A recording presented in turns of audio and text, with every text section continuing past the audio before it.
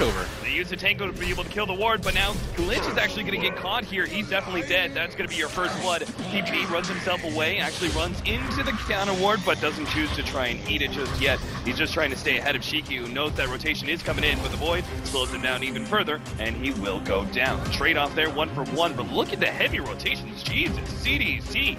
They're actually now committing aggressive as well, and they're going to find some... Oh, hey, they're not going to find some, at least not yet anyway. Yeah, he hit a couple of had one Tango to get here. Alright, they finally find him, but now the TPs are going to be able to come in, and 2-man's done. Smel's just going to have to battle it out with Shiki as best as possible. The cold feet proc. Aiden might actually lock down Shiki here with Universe coming in as well. The battery salt's taking him away. They don't get the stun, and Universe can stay in line, but they still can get a stun here. Actually gets Mini stunned up for a second, but Q gets hit by that one. EG hoping to be able to lock him down, but CDC still have 4 heroes here. Universe and the rest of EG can't fight just yet into all of this being corralled into their tier 1 tower. An incredibly unusual amount of aggressiveness from CDEC. I mean, they're a team that's known for these kind of plays, but at 5.5 minutes, it's pretty absurd. Universe goes for the kill on Q, leaves him with just 13 HP. Now they get the stun out from Sumail, but EG going for that one wasn't really worth it. Now Sumail's going to be dropping dangerously low. He's going to be able to slow everyone down here. Nicely played with the Splinter Blast. They're going to turn on to aggressive, but Sumail still does not have the damage necessary to go on that Doom. So the rest of EG back out in CDC all clockwork. I would say that was a win for EG. I also think so, because TA is now top on the CS chart. Yeah. And CDC, they took way too long to find the slaughter. AA had died and then revived, and then... Oh my goodness. This is going to be close to get the rocket. Double kill for Universe. What a beautifully placed rocket. Level 3 picks up both. Well worth the loss. Actually microing his illusions, and even if he pops a smoke, it's going to be a little bit too late.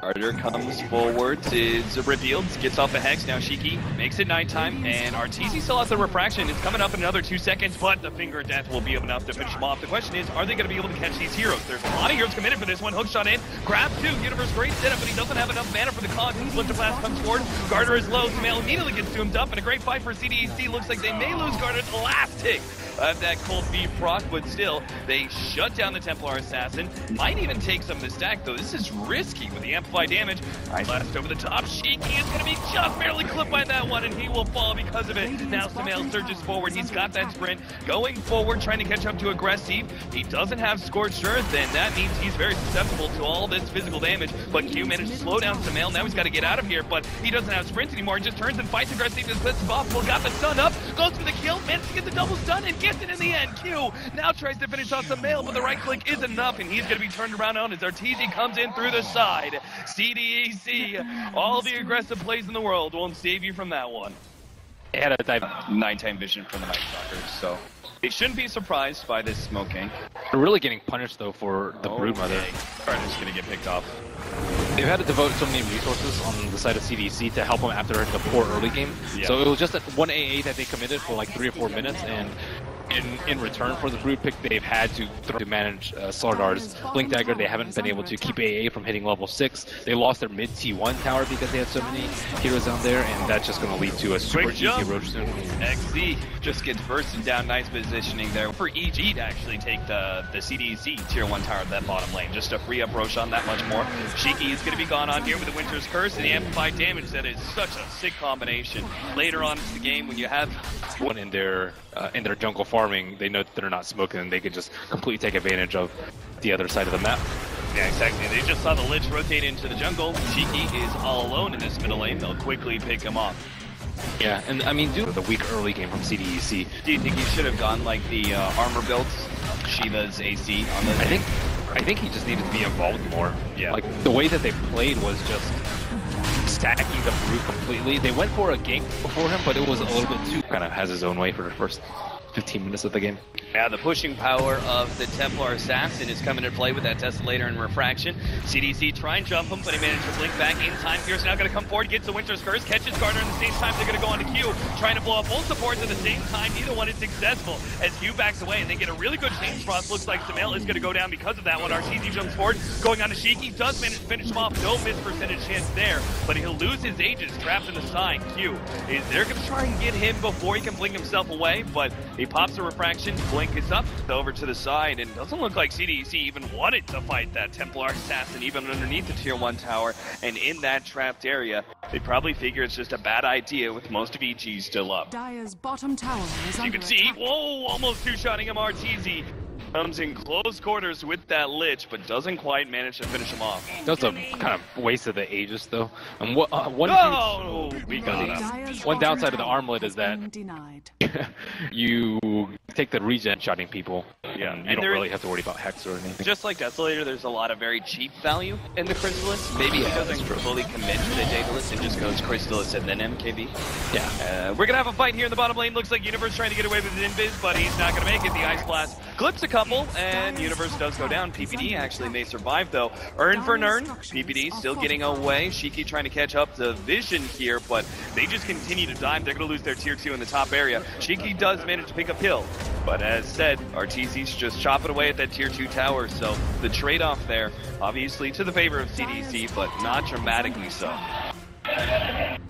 Probably the best gank that we've seen from CDC in the past couple of games. Winter's Curse, the miss percentage chance is causing RTZ some serious havoc, though, and won't be able to finish him off.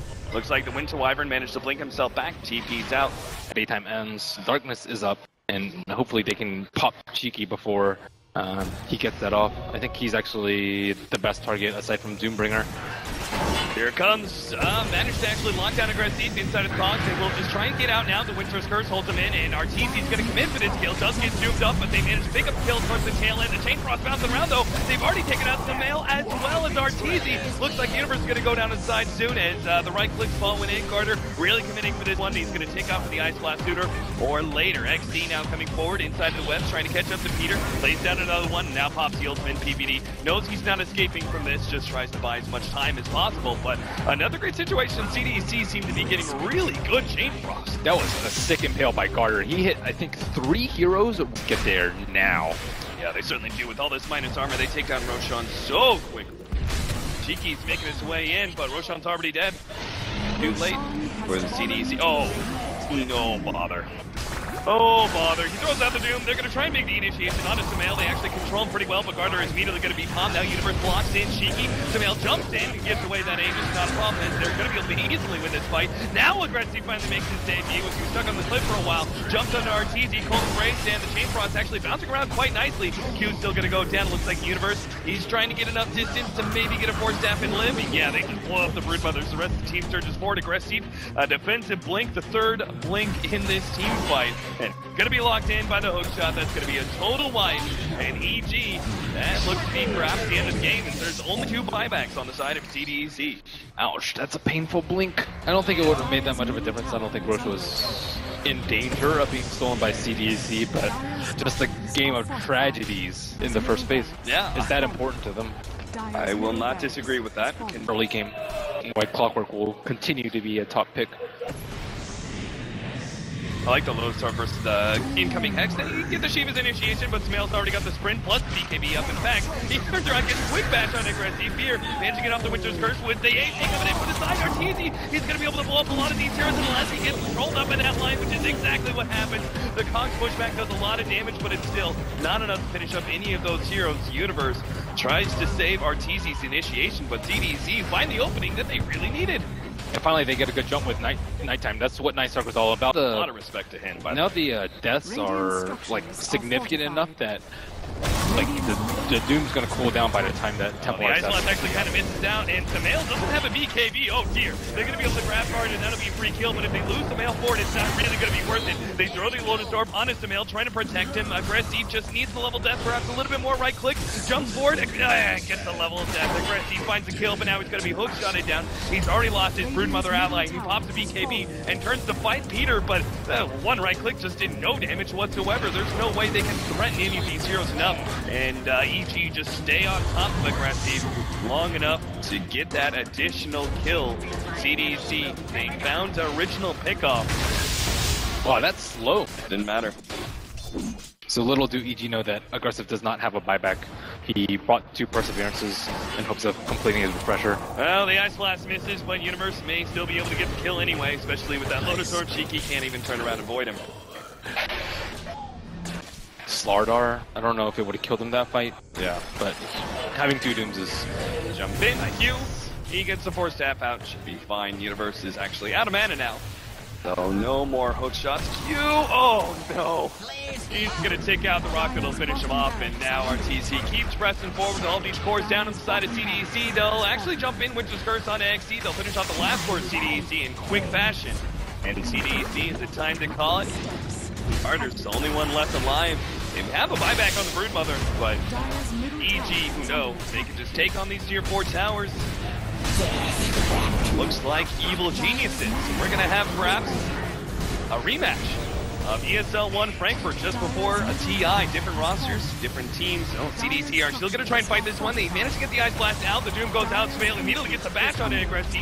Backs himself away from Fountain once again, but they're just beating on the Fountain at this point. The Throne, that's all they need to do. Refresher comes up. Aggressive throws down another Doom, and they can't quite finish up the Throne just yet.